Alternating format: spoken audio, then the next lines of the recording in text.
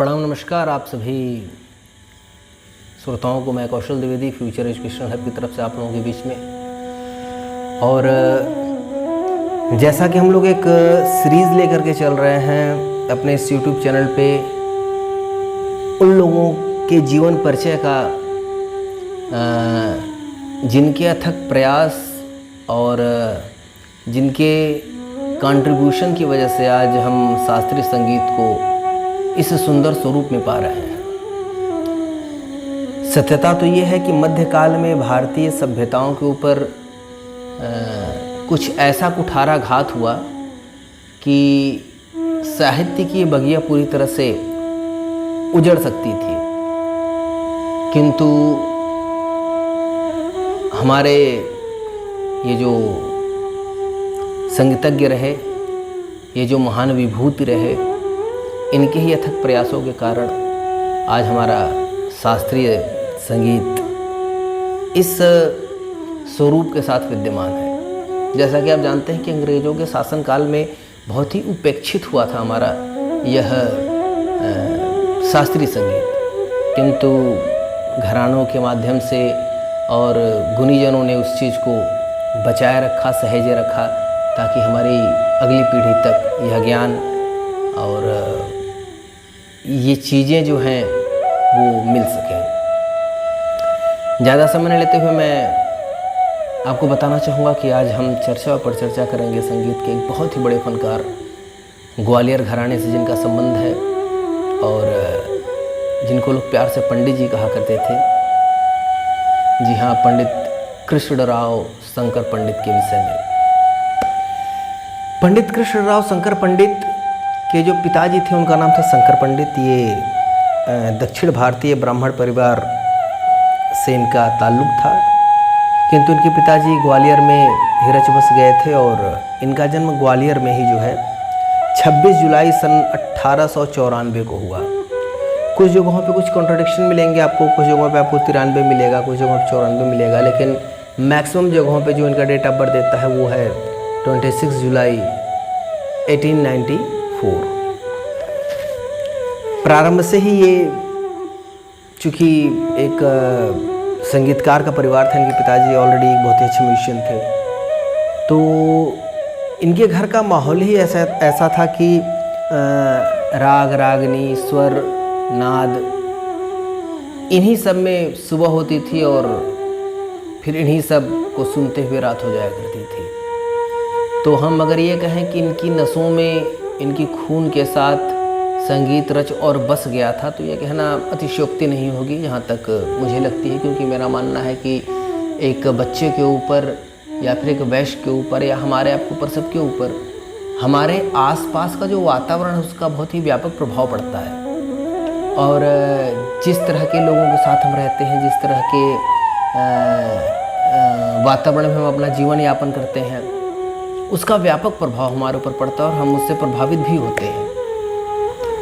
तो चूँकि पिताजी म्यूजिशियन थे, इसलिए शुरू से ही म्यूजिक से इनका लगाव रहा, सीखते रहे, जानते रहे, शुरू में रहे। और जब इनके पिताजी को लगता है कि नहीं, अब बच्चे को और ऊंची तालीम देनी चाहिए और ज़्यादा शिक्षा देनी चाहिए, तो उस समय के बहुत बड़े दो नाम, एक नाम हत्थू खां और दूसरा नाम नत्थू खां, इन दोनों के सानिध्य में इनको लेकर के जाते हैं और गुरु शिष्य परंपरा के तहत उनको सुपुर्द कर देते हैं कि अब से आपका पुत्र और आपको ही देखना है। गुरु ने स्वीकार किया और स्वीकार करने के बाद गुरु का जो प्रेम होता है वो शब्दों में बयान नहीं किया जा सकता। बहुत ही भली प्रकार से इनको सिखाते हैं, समझाते हैं, साथ रहते हैं। और उसी का आप कह लीजिए कि परिणाम रहा कि बहुत ही कम उम्र में इन्होंने संगीत में बहुत अच्छा नाम किया, या फिर ये कह लीजिए कि स्वरों की देवी माँ सरस्वती इनके ऊपर प्रसन्न हुई, उस लगन, उस तपस्या के कारण ही और गुरुओं के उस मार्गदर्शन के कारण ही। 1913 का समय आता है और 1913 के समय में जो ग्वालियर के राजा थे सतारा, उन्होंने इनको अपने दरबार में एज ए दरबारी संगीतज्ञ नियुक्त कर लिया। अब देखिए कितनी छोटी उम्र है, लेकिन फिर भी इनकी योग्यता कितनी ज़्यादा है। कुछ समय और बीतता है तो जो ग्वालियर नरेश की बहन रहती है कमला को संगीत सिखाने की जिम्मेदारी इनको दी जाती है। अब इनका जीवन चल पड़ता है और आगे की ओर नए नए कार्य इनको करने होते हैं, लगे रहते हैं। ये बाद में अपने क्या कहते हैं कि महाराज से आज्ञा लेते हैं, आज्ञा लेकर के देश भ्रमण पे निकलते हैं, अनेक राज्यों में जाते हैं जो समय के तत्कालीन राज्य रहते हैं। वहाँ जाने के बाद ये अपनी कला की प्रस्तुति करते हैं और जहाँ भी जाते हैं वहाँ इनकी कला को बहुत सराहा जाता है। जैसे कि ग्वालियर घराने में बहुत ही पेचीदा चीज़ों को पेश करने का बड़ा ही पुराना चलन रहा है और एक बहुत भारी तैयारी होने के बाद ही व्यक्ति इन कलाओं को दिखा सकता था या दिखा पाने में सक्षम हो पाता था। और उन क्रियाओं को या फिर उन चीज़ों को ये बड़ी सरलता के साथ बड़े ही सहज भाव से प्रस्तुत किया करते थे। स्वरों पर, राग की शुद्धता पर, स्वरों पर, राग के स्वरूप पर, इन सब चीज़ों पर इनका बहुत ज़्यादा ध्यान होता था। इनका मानना था कि मनोरंजन के उद्देश्य से हमें अपने राग के स्वरूप के साथ छेड़छाड़ नहीं करनी है और यह अंत तक इस बात पे टिके भी रहे, रुके भी रहे। भारी आवाज़, भरी हुई आवाज़, तैयारी इतनी कि बिजली की तरह तेज चमकदार ताने सुनने के बाद श्रोता का मन आह्लादित होना बिल्कुल स्वाभाविक रहता था। समय बीतता गया। उसके बाद 1926 में आलिया काउंसिल की बैठक होती है। वहाँ पे इनको फिर से ग्वालियर घराने का दरबारी संगीतज्ञ घोषित कर दिया जाता है। जीवन चलता रहता है, बाहर भी जाते रहते हैं, प्रोग्राम करते रहते हैं। और जब आपकी एक बड़ी ख्याति हो जाती है तो उस बड़ी ख्याति के बाद लोग आपसे जुड़ने लगते हैं। वही होता है, इन्होंने बहुत सारे लोगों को सिखाया भी, बताया भी, बहुत सारे सम्मान से इनको सम्मानित भी किया गया। उन सम्मान की इन्होंने एक्सेप्ट भी किया और समय धीरे धीरे गुजरता गया। अंत में इनको ये कहा जा सकता है कि पुरस्कारों को भी ग्रहण किया। बहुत सारी पुस्तकों की रचना भी इन्होंने की ताकि ये जो संगीत की भावी पीढ़ी है उस पीढ़ी को कुछ टिप्स मिल सके, कुछ नई जानकारी मिल सके, कुछ और ज़्यादा सहयोग मिल सके संगीत को समझने का, जानने का। और इसी कड़ी में उन्होंने कुछ पुस्तकों का निर्माण किया जिसमें से आपका संगीत सरगमसार, आपका संगीत प्रवेश, संगीत आलाप संचार, ये तमाम पुस्तकें हैं जिनकी रचना पंडित जी ने स्वयं की। पंडित जी ने सन 1913 में गंधर्व महाविद्यालय की स्थापना कराई ताकि जो लोग राज परिवार से नहीं भी जुड़े हुए हैं वो भी आकर के संगीत को सीख सकें, जान सकें, समझ सकें। और कुछ दिनों पश्चात 1917 में इन्होंने उस विद्यालय में अपने पिता का नाम ऐड किया, शंकर। और 1917 के बाद से उस विद्यालय को शंकर गंधर्व विद्यालय के नाम से जाना जाने लगा। आज भी वो विद्यालय संचालित होता चलता है और बहुत सारे लोग आते हैं और वहाँ पे संगीत की विधिवत शिक्षा लेते हैं गुणीजनों लोगों से। तो उसकी नींव भी उन्होंने नहीं डाली हुई थी। अब एक दृष्टि हम डालते हैं इनके जीवन काल में इन्होंने किन किन पुरस्कारों को ग्रहण किया, क्योंकि हमारे इस सीरीज का जो मेरा उद्देश्य है वो ये है कि वो व्यक्ति जो साहित्य में रुचि रखता है, वह व्यक्ति जो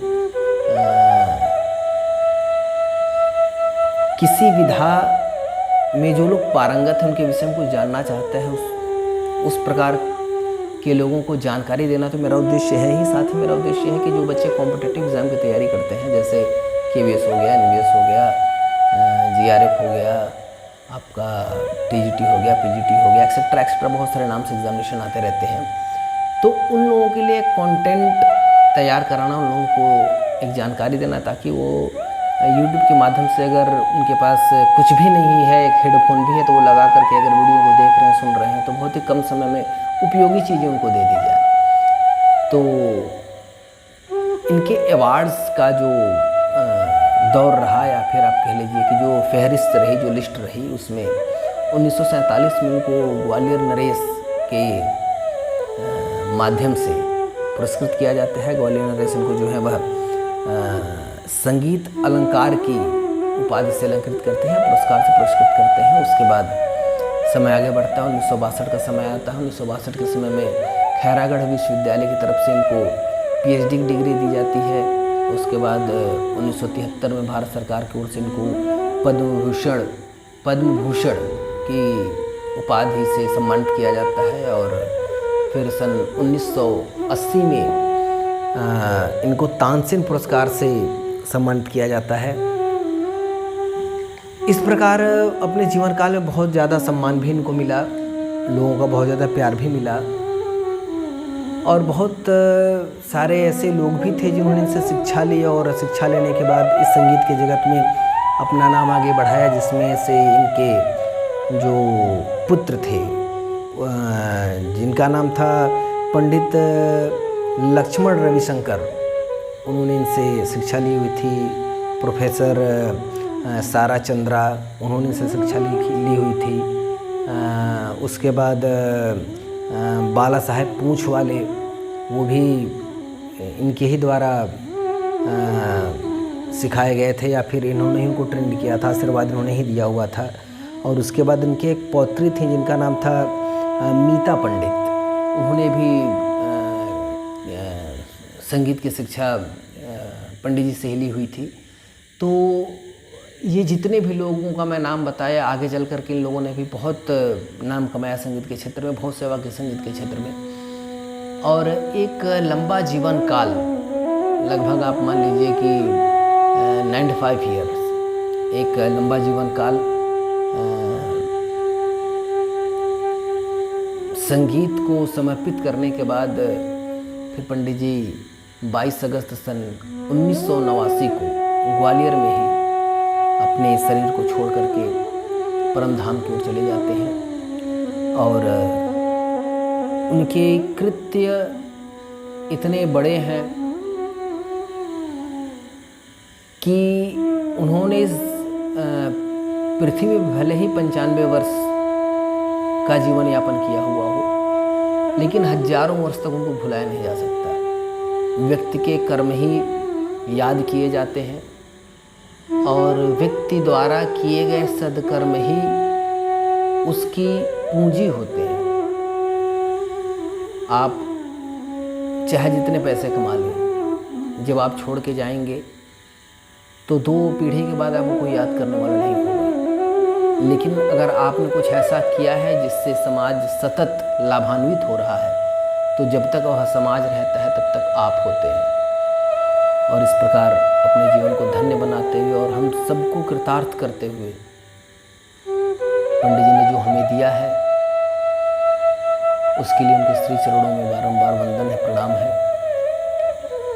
और साथ ही साथ आप लोगों से अनुरोध है कि अगर मेरा ये वीडियो आप लोगों को पसंद आया हो तो आप लोग प्लीज़ चैनल को सब्सक्राइब करें, शेयर करें, ताकि बाकी लोगों तक भी बातें पहुंच सकें।